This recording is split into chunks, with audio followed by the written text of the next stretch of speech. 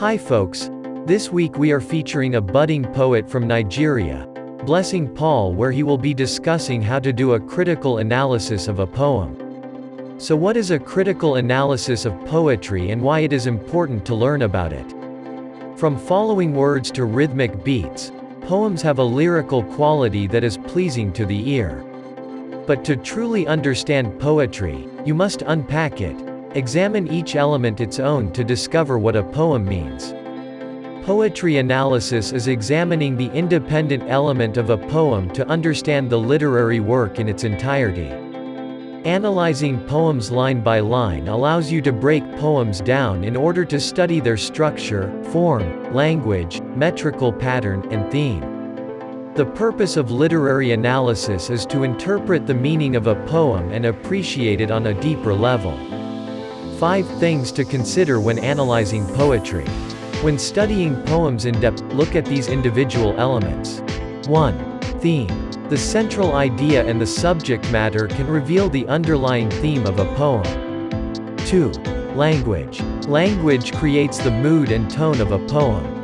The way language is arranged also impacts the rhythm of a poem. 3. Sound and rhythm. The syllabic pattern and stresses create the metrical pattern of a poem. 4. Structure. The frame of a poem's structure affects how it is meant to be read. A poet sculpts their story around stanzas, lines, breaks, rhyme patterns, punctuation, and pauses. 5. Context. The who, what, where, and why of a poem can help explain its purpose. So here we are giving you a 10 steps formula to analyze a poem. 1. Read the poem. 2. Read the poem, this time aloud. 3. Map out the rhyme scheme. 4. Scan the poem. Scansion is how you analyze the meter of poetry based on the pattern of stressed and unstressed syllables in each line. For example, a poem written in iambic pentameter will have 5 feet with a syllabic pattern of da-dum, da-dum, da-dum, da-dum. 5. Break down the structure. 6. Determine the form of the poem. Note the type of poem you are reading. 7. Study the language in the poem. Examine each word and its signif in the line of the poem. 8. Study the content of the poem. 9. Determine who the narrator is. Is it told through first person or third person? The speaker's identity influences the telling of the poem based on their personal perspective. 10. Paraphrase the poem line by line. Now let's try to analyze the poems with an example. 1. Photosynthesis, a process which plants cook their food when sun and carbon dioxide avail. The two are constant fuel and wood to make sure the plant's soup prevail. But not only green plants can do chlorophyll richly in their leaves, the same with every human too, with Christ so in their lives. Subject matter. Summary. Photosynthesis is where a plant takes light from the sun, water from the soil, and carbon dioxide from the air, and turns it into 2 things. Glucose, which it uses for energy, and oxygen, which it releases into the air. This is basically how plants get food. They make it through the process of photosynthesis. It's the reason the plants continue to exist. Language. Style. 1. Sonnet. A sonnet is a poem of 14 lines, that centers on love or nature. The poem Photosynthesis is centered on nature. 2. Metaphor. The poem has some metaphors. The poem itself is originally made up of metaphor. When it compares the life of green plants to that of humans' life and insisting one for an. 3.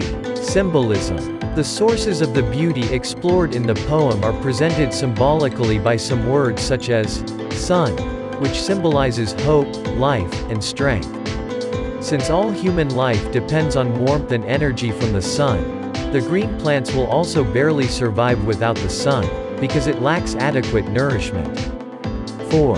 Alliteration. Alliteration, which is the repetition of the same consonant sounds at the beginning of nearby words, is very noticeable in the poem. Line 1/4. Process. Plants, plants. Prevail. Line 3. The 2, 5 to 6. Can. Chlorophyll, lines 7 to 8. The, .2. There. 5. Assonance. The poems bears assonated words. Lines 1_3, cook. Food, 2. Wood, lines 2 to 4, avail. Prevail, lines 5 to 6, green, chlorophyll, leaves, lines 8, Christ. Lives. Narrating technique. The poem has in it the third-person point of view. In third-person point of view, the poet is narrating a story about a character, referring to them by the third-person pronouns, he, she, their, and they. Structure. The poem comprises of 8 lines, which are divided into 2 stanzas. The lines that makes up the first quatrain are linked thematically, and have a few devices in common. It began with a vivid definition of photosynthesis, which is actually figurative. With the rhyme scheme ABAB. The second quatrain resolved we depended on God for existence. That's it for this week. Catch you next week with another interesting topic on writing. For an advanced writing experience, don't forget to peek into our website, www.i2write.com. Bye for now and have a great weekend.